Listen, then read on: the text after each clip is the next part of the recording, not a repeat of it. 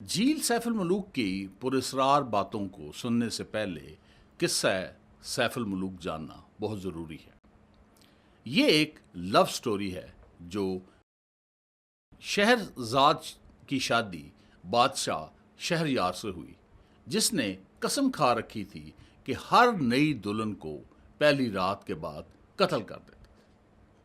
जब शहरजाद की शादी हुई तो उसने पहली रात कत्ल से बचने के लिए बादशाह शहरयार को दिलचस्प कहानी सुनाना शुरू कर। कहानी जानने से पहले झील सैफ अल मलूक के मुतल्लिक भी जान लेते हैं। ये झील 15,000 साल पहले आइस एज के इख्तिताम पर बनी थी।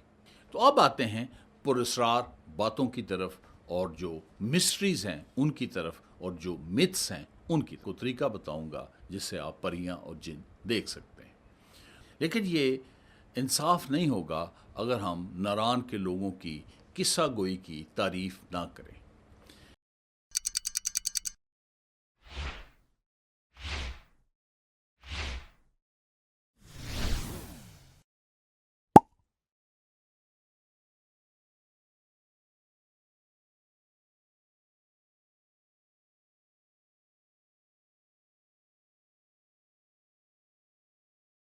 झील सैफ अल मलूक पर चांद की 14वीं रात परियां नजर आती हैं।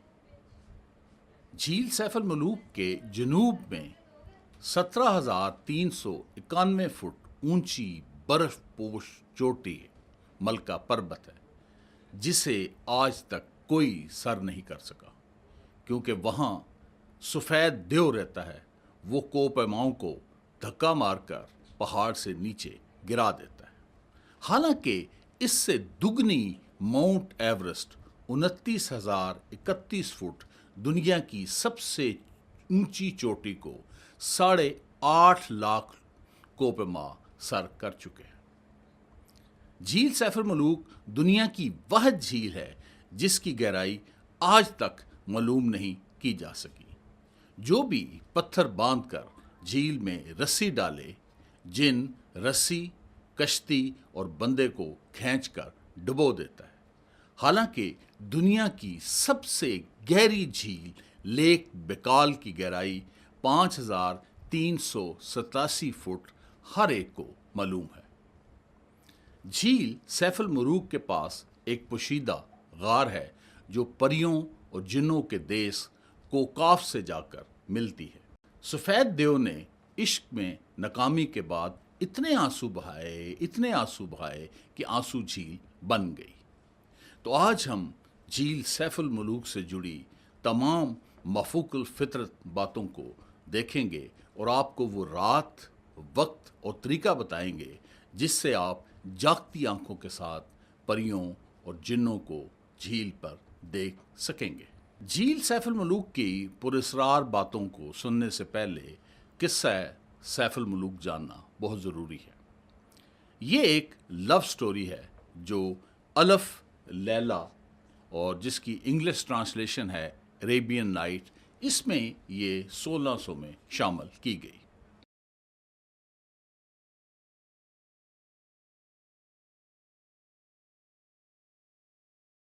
शहरजाद की शादी बादशाह शहरयार से हुई, जिसने कसम खा रखी थी कि हर नई दुल्हन को पहली रात के बाद कत्ल कर देता।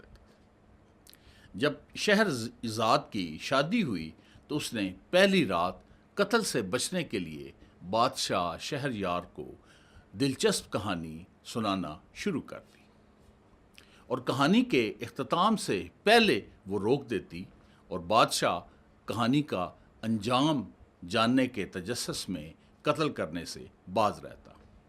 शहरजाद ने 1001 रातें मुख्तलिफ कहानियाँ सुनाई। आखिरकार अपनी दनाई, सब्र और किस्सा गोई से बादशाह का दिल बदल दिया। 3.25 साल में बादशाह उससे मोहब्बत करने लग पड़ा और कत्ल के इरादे को तर्क कर दिया। इन 1001 कहानियों में सैफ अल मलूक की कहानी 758वीं रात पे शुरू होती है और 778वीं रात पर ख़त्म होती है। कहानी जानने से पहले جھیل سیف الملوک کے متعلق بھی جان لیتے ہیں، گو اکثر لوگ اس کو جانتے ہیں، جن کو نہیں پتا ان کو تھوڑی سی بات بتا دیتے ہیں۔ جھیل سیف الملوک ناران سے 9 کلومیٹر دور پہاڑوں کے درمیان واقع ہے۔ اس کی بلندی 10,578 فٹ ہے۔ یہ جھیل 15,000 سال پہلے آئس ایج کے اختتام پر بنی تھی۔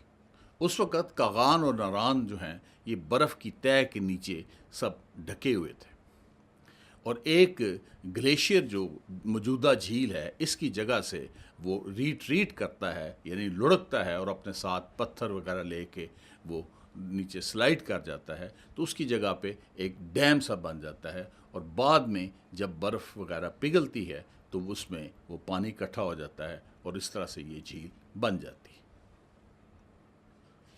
اب آتے ہیں کہانی کی طرف۔ 860 BC میں مصر کے بادشاہ عاصم ابن سوان اور اس کے وزیر فارس ابن صالح کی اولاد نہیں تھی، تو انہوں نے سن رکھا تھا کہ کنگ سلیمان علیہ السلام جنوں پر حکومت کرتے ہیں اور دوسری مخلوقات پر بھی ان کی حکومت ہے۔ تو فارس بن صالح ان کے پاس مشورے کے لیے جاتا ہے، تو وہ کہتے ہیں کہ 2 فلاں جو سانپ ہیں ان کا گوشت جو ہے بیویوں کو کھلائیں تو دونوں کے ہاں بیٹے پیدا ہوں گے۔ تو عاصم کے ہاں جو بیٹا پیدا ہوتا ہے وہ اس کا نام سیف الملوک رکھتا ہے، اور وزیر فارس کے ہاں جو بیٹا پیدا ہوتا ہے اس کا نام وہ سید رکھتا ہے۔ کنگ سلیمان علیہ السلام نے دونوں کے لیے ٹیونکس ایک قمیض سمجھ لیں، تھوڑی سی لمبی ہوتی ہے، کھلی ڈلی سی ہوتی ہے، وہ قمیضیں بھی تحفے میں دی تھیں۔ تو سیف الملوک نے جب وہ قمیض پہنی تو اس کے اوپر پری بدی الجمال کی جو تھی وہ تصویر تھی۔ پری بدی الجمال جو ہے یہ جنوں کا ایک بادشاہ تھا، شاہ ہیال، اس کی یہ بیٹی تھی جن کی بابل میں حکومت تھی اور باغ ارم میں یہ لوگ رہتے تھے۔ تو جب سیف الملوک نے وہ تصویر دیکھی تو وہ اس پہ عاشق ہو گیا، تو اس نے سوچا کہ اس کو میں نے حاصل کرنا ہے، تو اس نے محل چھوڑ دیا، آرام چھوڑ دیا، اور سید کو ساتھ لیا اور دوسرے ساتھیوں کو ساتھ لیا اور سفر پہ نکل گیا تاکہ اس کی تلاش کریں۔ تو جب وہ سمندر میں جاتے ہیں تو ان کا جہاز جو ہے وہ ڈوب جاتا ہے، اور جو سید ہے وہ گم ہو جاتا ہے۔ پھر وہ جائنٹس ان کو پکڑ کے لے جاتے ہیں، بڑی دیر وہ قید رہتے ہیں۔ قید سے جب وہ چھوٹتے ہیں تو جو سارے ساتھی ہیں ان کو کراکوڈائل کھا جاتا ہے، لیکن جو سیف الملوک ہے وہ بچتا بچاتا نکل آتا ہے۔ پھر وہ اپنا سفر پھر بھی جاری رکھتا ہے۔ تو ایک دفعہ جا رہا ہوتا ہے تو ایک کالا محل اس کے سامنے آتا ہے، تو وہاں پہ ایک انڈیا کی خاتون ہوتی ہے، دولت خاتون، اس کی حکومت ہوتی ہے۔ وہ جو پری بدی الجمال ہے اس کی فاسٹر سسٹر ہے، یعنی رضائی بہن ہے۔ تو اس کے اوپر کسی جن کا جو ہے وہ قبضہ ہوتا ہے، تو اس کو چھڑوانے کے لیے ضروری ہوتا ہے کہ جن کو مارا جائے۔ لیکن جن کو مارنے میں مسئلہ یہ ہے کہ جن کی جو جان ہے وہ ایک چڑیا میں ہوتی ہے، اور چڑیا کو مارنے کا مسئلہ یہ ہے کہ چڑیا جو ہے ایک باکس کے اندر ہے، اور باکس تک پہنچنے کا مسئلہ یہ ہے کہ وہ باکس جو ہے 8 چھوٹی صندوقچیوں کے اندر ہے، اور وہ 8 جو چھوٹی صندوقچیاں ہیں وہ 7 بڑے صندوقوں کے اندر ہیں، اور وہ 7 بڑے صندوق جو ہیں ایک بہت بڑے پیٹی یا ٹرنک جو ہے اس کے اندر ہیں، اور وہ بھی اس کا جپسم کا بنا ہوا ہے، اور وہ جو بڑی پیٹی ہے وہ سمندر کی تہہ میں ہے۔ بہرحال شہزادہ سیف الملوک کوشش کر کے وہ چڑیا کو نکالتا ہے اور اس کو مار کے جن کے قبضے سے دولت خاتون کو چھڑوا کے لے آتا ہے۔ اس عالم میں جو سید ہے وہ بھی وہاں پہنچ جاتا ہے، اور جب پتہ چلتا ہے بدی الجمال کو تو بدی الجمال بھی اس کو ملنے کے لیے آ جاتی ہے، اور بدی الجمال کی جو ماں ہے، کوئین ہے، وہ بھی آ جاتی ہے۔ تو وہاں اس سیف الملوک کا بدی الجمال سے جو ہے وہ رابطہ ہوتا ہے اور بتاتا ہے کہ میں تمہارے عشق کے اندر کتنا میں نے سفر کیا ہے، تو ان کو آپس میں محبت ہو جاتی ہے۔ تو پہلے تو ماں جو ہے مخالفت کرتی ہے، اور ساتھ ہی ایک جن ہوتا ہے وہ اٹھا کے سیف الملوک کو لے جاتا ہے، پھر ماں جا کے اس کو چھڑوا کے لاتی ہے، اور پھر اس طرح سیف الملوک کی اور پری بدی الجمال کی شادی ہو جاتی ہے۔ سید ہے اس کی شادی جو ہے وہ دولت خاتون سے ہو جاتی ہے۔ یہ تو عریبین نائٹس کی ورژن تھی، اس کا جو اینڈ ہے وہ ہمارے ہاں ڈیفرنٹ ہے، تو وہ بھی آپ سن لیں۔ تو جب اس کے سیف الملوک کے سارے ساتھی مر جاتے ہیں تو وہ اپنا سفر جاری رکھتا ہے، تو اس کو ایک درویش ملتا ہے، تو وہ اس کو پری بدی زمان کے متعلق بتاتا ہے کہ اس کے لیے اس نے کتنا سفر کیا ہے. تو وہ اس کو کہتا ہے کہ تم ایسے کرو کہ ناران چلے جاؤ، وہاں پہ ایک برفانی جھیل ہے، اور ہر 14ویں کی رات جو ہے پری بدی زمان جو ہے وہ نہانے کے لیے آتی ہے. چنانچہ سیف الملوک جو ہے وہ ناران پہنچتا ہے، اور پھر جہاں پہ سیف الملوک جھیل ہے وہاں پہنچ جاتا ہے، اور ایک بہت بڑے بولڈر یعنی بڑے پتھر کے پیچھے جو ہے چھپ جاتا ہے. وہ پتھر روایت ہے کہ آج بھی موجود ہے. اور 14ویں کی جب رات ہوتی ہے تو بادلوں سے پریاں جو ہے وہ اترنا شروع ہو جاتی ہیں جھیل کے اوپر، اور اپنی خلوتیں یعنی لباس اور پر وغیرہ اتار کر نہانا شروع کر دیتی ہیں.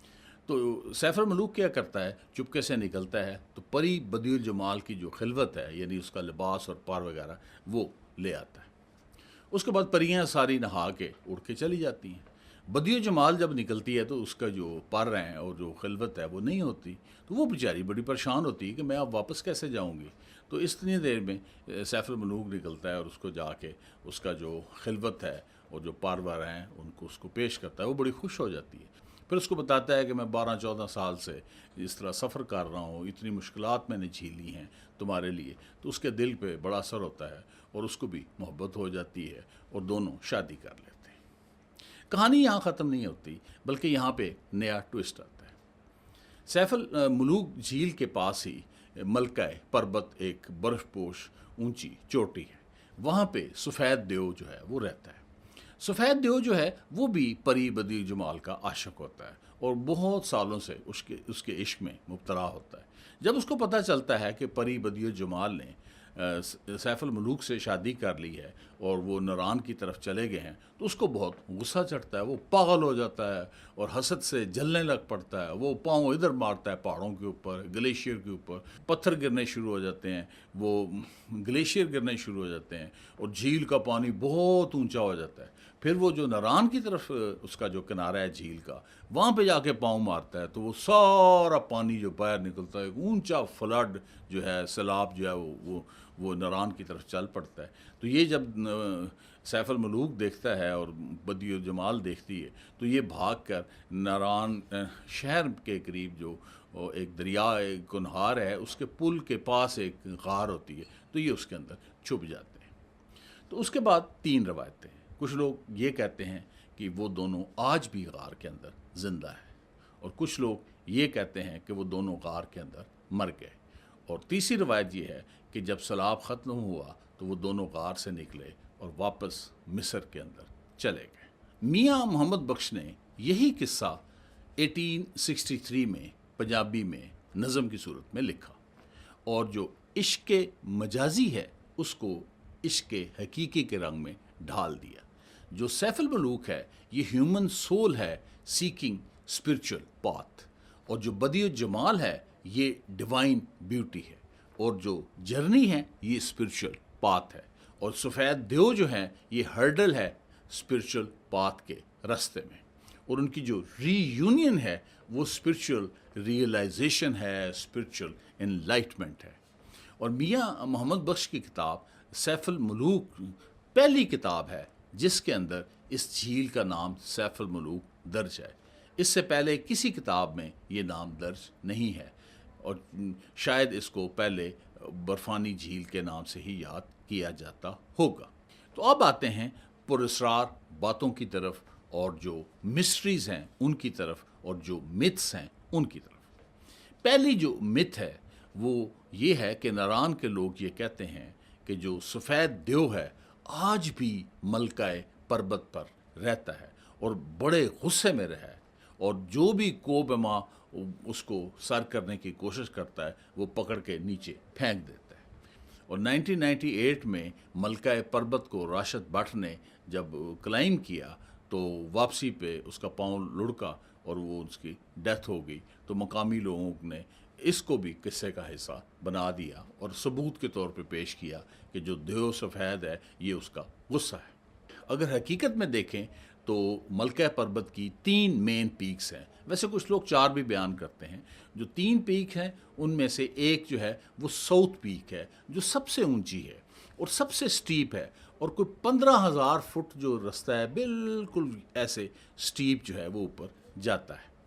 اور ایولانچ وغیرہ کا خطرہ بھی ہوتا ہے. ایولانچ ہوتا ہے برف کا تودہ جو گرتا ہے اس کو ایولانچ کہتے ہیں. اور دوسری جو ہے وہ سینٹرل کریسٹا ہے. یہ کوئی 1 کلومیٹر لمبی ہے اور جو نائف ایج کی طرح یہ شارپ ہے، ایسے کر کے یہ جاتی ہے. اور تیسری جو ہے وہ نارتھ پیک ہے. یہ چٹا گلیشیئر کی طرف سے لوگ اس کی طرف آتے ہیں. یہ اس کی ساؤتھ پیک کی نسبت اس کی جو سلوپ ہے یہ اتنی سٹیپ نہیں ہے، نسبتاً کم ہے، یعنی اس کی نسبت یہ آسان ہے. تو جو ایسی ماؤنٹنز ہوتی ہیں ان کو سر کرنے کے لیے ایڈوانس جو ماؤنٹینئرنگ سکل ہے اور اکوپمنٹس چاہیے ہوتے ہیں. ایکسٹینسو روپ ورک چاہیے ہوتا ہے، بیلنگ چاہیے ہوتی ہے، سیفٹی روپس وغیرہ ہوتی ہیں. اسی طرح جو گلیشیئرز ہیں اور کریوسز ہیں، کریوسز کہتے ہیں برف میں جو شگاف پڑا ہوتا ہے اس کی میں نیویگیٹ کرنے کے لیے جو ہے آلات ہیں وہ درکار ہوتے ہیں. آپ سن کر حیران ہوں گے کہ یہ اس چوٹی کو 1 نہیں 2 نہیں 15 کوپما جو ہیں وہ سر کر چکے ہیں. 1920 میں برٹش کیپٹن BW بیٹیا نے نارتھ پیک کو سر کیا اور اس کے ساتھ 4 گورکھا سولجرز بھی تھے. اسی طرح 1940 کے اندر برٹش آفیسر نے ساؤتھ پیک کو سر کیا اور 1972 میں ایک آسٹریلین کی ایکسپیڈیشن ٹیم تھی، اس نے ساؤتھ پیک کو سر کیا. 1998 کے اندر 2 پاکستانیوں راشد بٹ اور عمر عزیز نے ساؤتھ پیک کو سر کیا. اور اسی طرح 2012 میں پہلا پاکستانی جنید اور اس کے ساتھ ایک ڈچ ڈپلومیٹ ہے سیمون سین، انہوں نے نارتھ پیک کو سر کیا. اب تو یہ عالم ہے کہ مختلف جو ٹور کمپنیز ہیں وہ یہ چوٹی سر کروا رہے ہیں. ٹور رینجرز جو ہیں 199 کے یعنی 2 لاکھ روپے لے کے 9 دن کا ان کا ٹور ہے اور وہ جو ہے وہ نارتھ پیک کو سر کرواتے ہیں. لگتا ہے کہ دیو سفید جو ہے اس نے عشق کی ناکامی کو اب قبول کر لیا ہے اور وہ ماؤنٹینرز کو دھکے مار کے نیچے نہیں گراتا. دوسری جو مت ہے وہ یہ ہے کہ دیو سفید نے عشق کی ناکامی کے بعد اتنے آنسو بہائے کہ آنسو جھیل بن گئی. آنسو جھیل جو ہے یہ جھیل سیف الملوک سے کوئی 6-7 کلومیٹر کے فاصلے پہ ہے اور ساتھ ہی وہ ملکہ پربت ہے، ملبہ پربت کے بیس پہ ہے. اس کی چوٹی اور یہ ایک ٹرائی اینگل سے بناتے ہیں اور گھوڑوں پہ لوگ اس کی طرف جاتے ہیں. تو روایت یہ ہے کہ اس کے رونے کی وجہ سے یہ جھیل بنی ہے. لیکن افسوس کی بات یہ ہے کہ اس کے آنسو جو ہیں وہ صرف 3 ماہ یعنی جولائی، اگست اور ستمبر جو ہے اس میں ہی یہ آنسو جھیل جو ہے وہ نظر آتی ہے. باقی 9 مہینے اس کے آنسو جو ہیں وہ نظروں سے اوجھل رہتے ہیں. اس سے لگتا ہے کہ سفید دیو نے عشق کا جو روگ ہے وہ زیادہ دل پر نہیں لیا. تو اب آتے ہیں تیسری مت کی طرف. مقامی لوگ یہ بیان کرتے ہیں کہ 14ویں کی رات جو ہے جھیل کے اوپر پریاں اترتی ہیں اور جن نظر آتے ہیں. اور ماضی میں کئی لوگوں نے یہ دعویٰ کیا ہے کہ انہوں نے پریوں کو دیکھا ہے، لیکن موجودہ دور میں کوئی ایک شخص جو ہے اس کا دعویٰ بھی موجود نہیں ہے. اس کی 2 وجوہات. پہلی وجہ تو یہ فزیکل ہے کہ پہلے لوگ جو ہے ناران سے پیدل جو ہے وہ اتنی ہائٹ پر جاتے تھے اور جہاں سیف الملوک ہے وہاں پہ 33% کم آکسیجن ہوتی ہے پر بریتھ، یعنی جب ایک دفعہ سانس لیتے ہیں تو اس میں 33% کم آکسیجن کے مالیکیول جاتے ہیں، 1/3 آکسیجن کے مالیکیول کم جاتے ہیں. اور دوسرا یہ ہے کہ جب 9 کلومیٹر کا فاصلہ پیدل طے کرتے ہیں اور اس میں بھی 25,000 فٹ کی اونچائی پر جانا ہوتا ہے تو باڈی کو بہت زیادہ انرجی چاہیے ہوتی ہے. اس کے لیے اس کو آکسیجن چاہیے ہوتی ہے، تو آکسیجن کی کمی ہوتی ہے اور ہائپوکسیا ہو جاتا ہے. ہائپو کا مطلب ہوتا ہے کم، آکسیا کا مطلب آکسیجن، یعنی آکسیجن کی کمی ہو جاتی ہے. اور جب آکسیجن کی کمی ہو تو جو کاگنیٹو فنکشن ہے یعنی دماغ کا جو کام ہے یہ بہت ہی سلو ڈاؤن ہو جاتا ہے. سمپل ارتھمیٹکس جو ہیں اس کو بھی حل کرنا مشکل ہو جاتا ہے. اور دوسرا جب ریٹینا کو آکسیجن نہیں ملتی تو ویژول ڈمنگ ہو جاتی ہے اور خاص طور پہ جو پیریفرل ویژن ہے وہ کم ہو جاتا ہے. جب آپ سامنے دیکھ رہے ہوتے ہیں تو جو سائڈوں سے چیز نظر آتی ہے اس کو پیریفرل ویژن کہتے ہیں. اور اس کے اوپر آپ دیکھیں تو جھیل کا جو ہے وہ شفاف پانی ہے, تو اس کے اوپر جب برف پوش چوٹیوں کی ریفلیکشن پڑتی ہے 14ویں چاند کی رات, تو وہ پریاں لگنی شروع ہو جاتی ہیں. پہاڑوں کے سائے جب نظر آتے ہیں تو وہ جن نظر آ رہے ہوتے ہیں. لیکن تو پہلے تو کوئی زبانی جو بتا دیتا تھا کہ اس نے پریاں جن دیکھی ہیں تو لوگ اس کو مان لیتے تھے. آج اگر کوئی دعویٰ کرے تو لوگ اسے ڈیمانڈ کریں گے کہ بھئی کوئی پکچر دکھاؤ یا کوئی ویڈیو دکھاؤ. اس لیے آج کل یہ کوئی اس کا دعوے دار نہیں ملتا. اور دوسری اس کی سائیکولوجیکل وجہ ہے.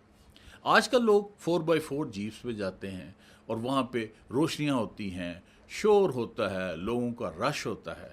اور جبکہ پہلے اکا دکا کوئی جاتا تھا, وہ بھی پیدل جاتا تھا, نہ کوئی روشنی ہوتی تھی, نہ کوئی لوگ ہوتے تھے, نہ کوئی شور ہوتا تھا. تو سب اس خاموشی کے اندر وہ ایک جو خوف ہے وہ بہت زیادہ بڑھ جاتا تھا, اور امیجنیشن بہت زیادہ بڑھ جاتی تھی. جھاڑیوں سے بھی ڈر لگتا تھا. تو اس کے بعد پھر ان کو پیریڈولیا ایک فنامنا ہے جس میں جو رینڈم پیٹرن ہیں وہ موجودہ جو آپ کے ذہن میں خیال ہیں اس کے متعلق شکلیں بنانا شروع کر دیتے ہیں. تو ذہن میں چونکہ پریوں کا خیال ہوتا تھا تو وہ پریاں ہی نظر آتی تھی. اور چوتھی مس یہ ہے کہ جھیل سیف الملوک کے اوپر ایک پوشیدہ غار ہے لیکن کسی نے دیکھی کوئی نہیں ہوئی. اس کے بارے میں دعویٰ یہ ہے کہ یہ سیدھی یہاں سے 2000-3000 کلومیٹر دور جو ہے کوک آف میں جا کے ملتی. اب جو کوک آف ہے یہ ایک میتھیکل ماؤنٹن ہے جس کا ذکر پرشین فولکلور میں ہے, عربک فولکلور میں ہے, اور یہ اینڈ آف ورلڈ میں ہے. ریئل میں کوئی پہاڑی نہیں ہے. کچھ لوگ جو ہیں کاکاسس جو ماؤنٹین ہے جو بلیک سی اور کیسپین سی کے درمیان ہے اس کو کوک آف کہتے ہیں. یہ بات بھی ماننے والی نہیں ہے کہ اتنی لمبی 2000-3000 کلومیٹر جو غار ہے اس کو باقی جو کئی ملکوں سے گزر رہی ہے اور کسی ملک نے اس کو رپورٹ نہیں کیا سوائے ناران کے رہائشیوں کے. اب آتے ہیں 5ویں متھ کے متعلق کہ جھیل جو سیف الملوک ہے اس کی گہرائی جو ہے وہ ناپی نہیں جا سکتی. جو کوئی رسی بیچ میں ڈالتا ہے تو جن وہ رسی بھی کھینچ لیتا ہے, وہ کشتی بھی ساتھ آ جاتی ہے, وہ بندہ بھی آ جاتا ہے اور ڈبو دیتا ہے. تو اس کے پیچھے, اس متھ بننے کے پیچھے حقیقت یہ ہے کہ سیف الملوک کا پانی جو ہے وہ بہت ہی شفاف ہے. اگر ہوا نہ ہو تو ایک بہت جائنٹ جو ہے وہ مرر بن جاتا ہے, اور ملکہ پربت اور دوسرے پہاڑوں کا ریفلیکشن اس میں جب نظر آتا ہے تو وہ بہت گہری لگتی ہے. جیسے آپ نے دیکھا ہوگا کہ کچھ دکاندار جو ہیں وہ اندر شیشے لگا لیتے ہیں, مرر لگا لیتے ہیں, تو ان کی دکان جو ہے بہت بڑی نظر آنا شروع ہو جاتی ہے. تو اس طرح سے یہ لگتا ہے کہ یہ متھ بنی ہے.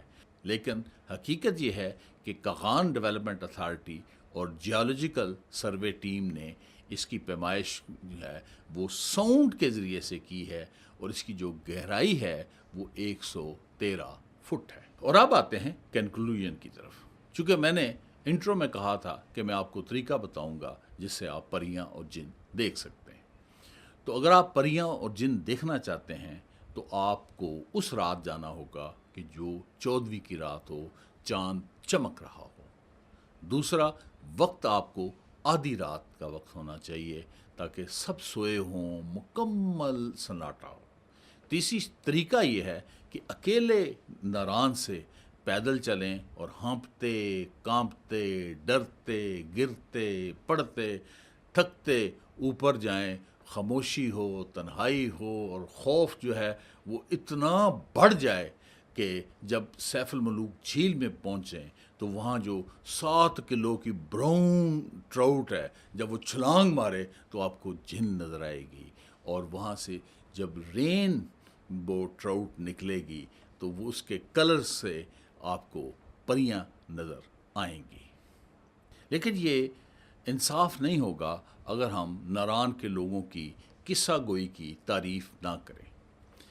ناران کے لوگوں نے اس قصے میں جہاں تجسیم نگاری ڈالی ہے, تجسیم نگاری کہتے ہیں کہ بے جان چیزوں کو, غیر محسوس چیزوں کو, جذبات کو انسانی صفات دینا. ہوا گنگنا رہی ہے, چاند مسکرا رہا ہے جیسے. تو انہوں نے ایک سٹیپ اور آگے بڑھ کے متھک جیوگرافی، اساطیری جغرافیہ جو ہے اس کو بھی قصہ گوئی میں شامل کر دیا ہے۔ متھک جغرافی یہ ہوتی ہے کہ قصے کو حقیقی جغرافیائی جو مقامات ہیں اس کے ساتھ جوڑ دیا جائے۔ تو انہوں نے اس خوبصورتی سے جوڑا ہے کہ سیف الملوک کا جو عالمی قصہ ہے وہ ایک مقامی قصہ بن گیا ہے، اور وہ صرف اور صرف ناران اور سیف الملوک کے علاقے کی میراث بن گئی ہے۔ Thank you for paying attention. We'll meet soon. Please stay tune.